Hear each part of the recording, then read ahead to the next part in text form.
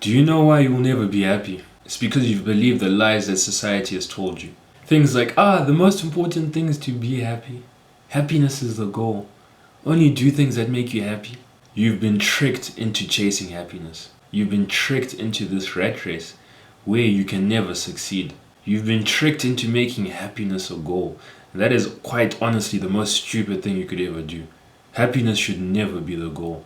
What you need to understand is that happiness is an emotion. And emotions are fickle, they come and they go. So basing a goal on something that is so fickle, with no stability, is the definition of stupidity. And also, you've been conditioned to chase after happiness. But what you need to know is that happiness does not correlate with good habits. Because the truth is, right, the happiest person in the world right now is probably injecting heroin into their blood right now. That is probably the happiest person right now. But we all know that that isn't good. We all know that, let me leave that alone. Happiness does not correlate to good habits. That is something that you need to know. And you see, I believe we're the first generation that's chased happiness. Like where it's been mainstream to chase happiness and only do things that are good for you.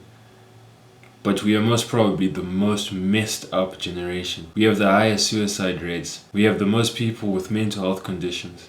Our relationships are terrible. The divorce rates are above 50%, I think. Our society is messed up. And when I say messed up, that is an understatement. But it's funny that we were told to chase happiness, to chase things that would make us feel good. But we're the most messed up generation. Surely chasing happiness would have made us feel good. And because we felt good, we would treat other people better. No. And to be quite frank, we deserve everything that we have. What modern society has failed to understand is that happiness is not stable. Happiness is not something that you should base your goals on. You shouldn't do something for the sake of being happy. Because what's the time now? The time, it's 10 to 11. I've been awake for 6 hours. So in these past 6 hours, I've probably been happy 20 times and been sad 20 other times. These emotions, they fluctuate. You can't base your life. You can't chase after something that is not stable. Society has also failed to understand what happiness is. Happiness is essentially the absence of desire. So if you keep in mind that happiness is the absence of desire and you actually constructively look at what people tell you you should only do things that make you happy. The most important thing is to be happy. When you look at that advice, it forces you, if you take that advice, it forces you to desire to be happy, to chase after happiness, to make happiness a goal. And when you're making something a goal, right, you're setting a desire for that thing. And now, when you look at the advice that we're given on happiness, you're desiring to be happy. And now when you go back to the definition, happiness is the absence of desire. As soon as you desire to be happy, you're adding a desire, so you're already decreasing from your level of happiness. So this advice that society has given us is utterly messed up. Because as soon as we desire to be happy, we decrease our current level of happiness. When you make happiness a goal, you're cementing the reality that you will never be happy. So it goes without saying that what society has told you about happiness, what society has urged you to do to chase happiness, is a lie and should not be listened to. It is utter rubbish. And I have the answer. Do you know what you should do? You should have this phrase in your head, and that's screw happiness. You shouldn't care if you're happy or not. You should never desire to be happy. And this is very counterintuitive. Imagine telling someone to be happy, you shouldn't want to be happy. But as soon as you drop that desire to be happy, you have one less desire. So it means that you'll be as happy as you possibly can be in that moment. And what you also need to understand is that as a man, as a masculine man, happiness is not the goal. Because happiness, as I said before, happiness doesn't correlate to good habits. It doesn't correlate to doing things that are fulfilling. Because if you want to be as happy as you possibly can be, the moment you start eating junk food, you're so happy. The moment you start doing a bad habit that you've been craving, you're so happy. Happiness is not the goal. Happiness should never be the goal. I don't even know why we were told to chase after happiness, because all that has done to us has made us sadder. But now that I've told you that happiness is the absence of desire, we have a bit of a conundrum, because this is a self-improvement channel. So obviously I'm going to tell you to have goals, and goals are essentially the desire to achieve or obtain something. So if happiness is the absence of desire, surely you shouldn't have any goals. No. You should have goals. So if you want to be happy, right, goals may be counterproductive because they will reduce your current level of happiness.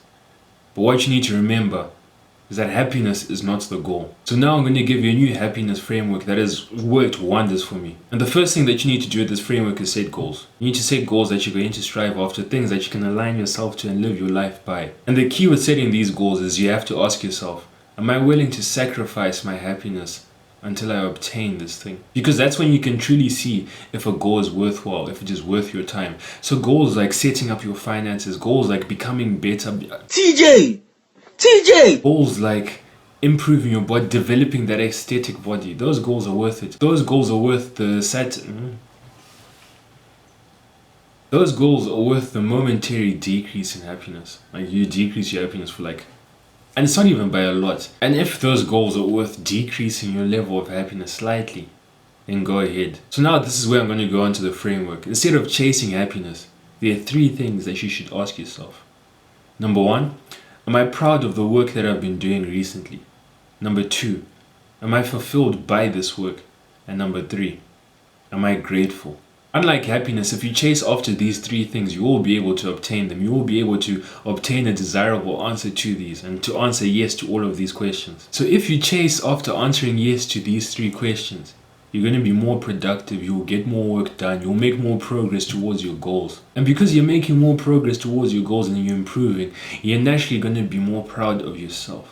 And I think the best thing someone could do is to be proud of the work they've put in. Because that will boost your self-esteem, it will boost your confidence. It will set up this positive feedback loop for you to continue doing those good habits, continue doing the things that are going to better your life. The last thing I said is, are you grateful? See, we don't want to replace happiness, because happiness is like a feel-good thing. We don't want to replace a feel-good thing with nothing. So gratitude is like the scientific feel-good emotion that you can control. You can control when to feel grateful. You could be going through the worst period of your life, but you could feel grateful. And essentially what gratitude is seeing the bright side of any situation. And how to cultivate gratitude is to start gratitude journaling. And if you don't know how to gratitude journal, there's a card up here about how to journal. It covers intentional journaling, and later on in the video I cover gratitude journaling. So that will be a very good watch for you. So watch that after this video. Society has messed you up. Society, modern media has given you the absolute, it's like an anti-truth to happiness. So if you desire to be happy, if you desire, not even to be happy,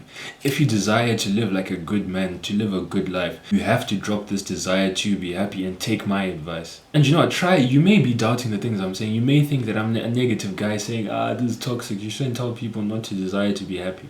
But try it for a week. Try it and see how drastically your mental health will improve. Before you comment any negative things, try it. And if, let's say, you try it and it doesn't work for you, then comment negative things. But if it doesn't work for you, it means you did it wrong. It means that you still kept that desire to be happy. You still cared about your emotions.